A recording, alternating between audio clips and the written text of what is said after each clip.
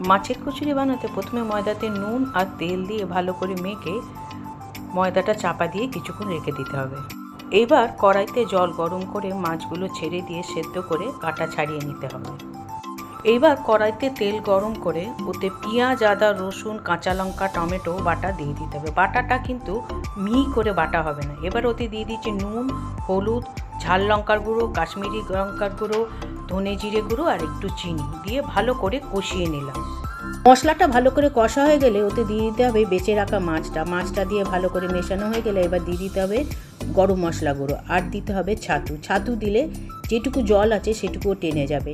সব শেষে দিতে হবে ধনেপাতা। ব্যাস, পুর রেডি। এবার পুরটা ঠান্ডা হতে দিতে হবে। পুর ঠান্ডা হয়ে গেলে ছোট ছোট গুলি আকারে তৈরি করে নেব। এদিকে ময়দার লেচি কেটে নিয়ে ওটাকে বাটির আকারে গড়ে তার ভেতর মাছের পুর পুরে লেচিটা পাকিয়ে নেব। চাকি বেলুনে ভালো করে তেল মাখিয়ে নিয়ে এক এক করে গুটিগুলো লুচির আকারে বেলে নেব। এবার কড়াইতে তেল গরম করে সেই তেলে কচুরিগুলো ভেজে তুলে নেব। গরম গরম মাছের কচুরি রেডি। আমার রান্না যদি আপনাদের ভালো লাগে অবশ্যই একটা লাইক করে দেবেন এবং সাবস্ক্রাইব করে দেবেন।